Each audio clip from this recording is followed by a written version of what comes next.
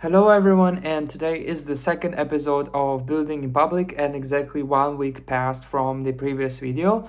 So what I'm gonna be telling today is exactly the results of the measures that I introduced from the last time and some insights about it, and also how we are planning to address the shrinking token market.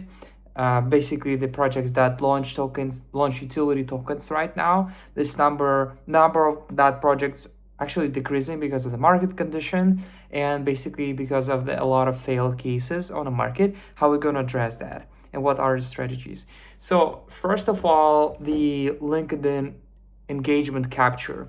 So basically, last time I stated that notice that even though we get like 200,000 impressions per month with LinkedIn, and we're actually winning on that. And a lot of LinkedIn coaches all over the LinkedIn, they post like 120,000 impressions, even though we're getting 200,000, and we're not selling LinkedIn promotion service. We're just doing that for ourselves, and I think it's a great result. It's amazingly that we are producing a great content that gets a lot of engagement, like 40, 50 comments per good post that we have, and we have like dozens of good posts every month, which is amazing. However, the second problem is that it has a very, very low conversion from actual impressions, engagements to the leads, and that's the problem that we're solving. So the step that I stated last time was the engagement capture. So what I mean by that is that a lot of people do interact with the content before outreaching to a company, booking a call. So that's why we're running the impressions, not impressions, but connections, new connections, and the comments through the Claude script. And the Claude script with a prompt identifies the ICP, right, our ICPs, and helps me to research the company, right? And then I spend like 4 times less on personal outreach, but I do all the outreach personally and do it in an organic way, like how's the business is going, have you considered tokens, and giving them practical advice, seeing if they're interested or not. And it actually brought the increase of the leads that we got from LinkedIn to 40% more, right? Because these people may have texted me in a few months, maybe, but of course they would have forgot. But now we have outreached them directly based on the interest, based on the signal that they gave us, and that brought us to that kind of an increase, which is amazing. And we're waiting for it to be converted into revenue. So the second thing that I wanted to address on this video is how we are tackling the pretty much decreasing market. So before, and how we actually appeared, we were dealing with the projects which are launching utility tokens. So we were working with pre-TG projects which are going to launch the utility asset.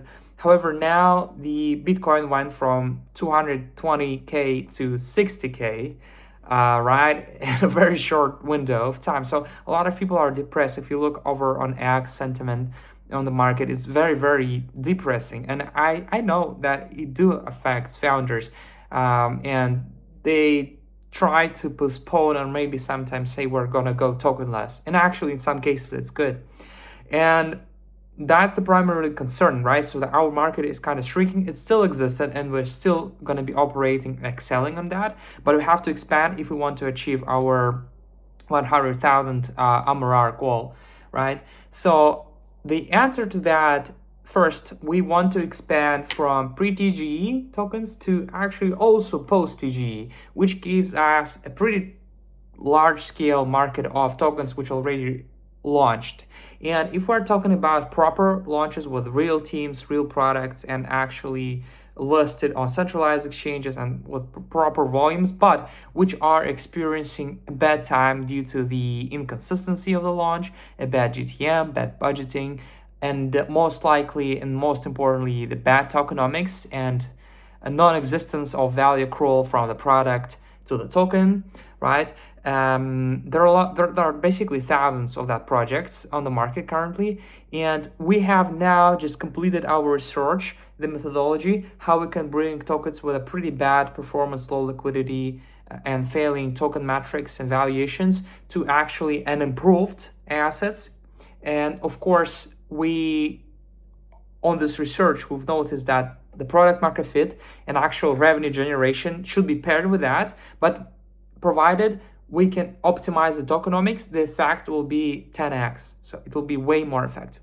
So we believe in that methodology, and we want to offer our services to improve the token economics. So the tokens that already been launched can be improved, the state of them can be improved, and this will increase our addressable market twofold at least. So that's the first change. And the second change is that we are going to be extensively experimenting with the existence of the market of mining tokenization. So our ideal customer profile here is basically mining centers, which want to attract from 4 to 10 million in financing, and do it faster than private equity, doing it faster than going public, with lower costs, basically, lower capital cost, and also the expanded investor base. Because if you do really tokenize your hash rate, you can actually have an access to a very, very expanded, diversified investor base. So that's our case here. We already have a successful company that we've done with a El Salvador DASP license. Actually, the mechanics similar to Go mining, liquid Bitcoin hash rate protocol, where you have NFT representing the particular part of the hash rate pool. So this is the model that we want to promote to a lot of data center executives and teams of mining data center executives. And we'll see the response. We'll see the questions that they want to know, and we'll see how we can actually capitalize on that. And if it's going to be successful, we're going to target mid-market Bitcoin miners, and this potentially also adds up 3-time increase to our addressable market. So that was the second episode of Building in Public. This is our plans, and see you next week.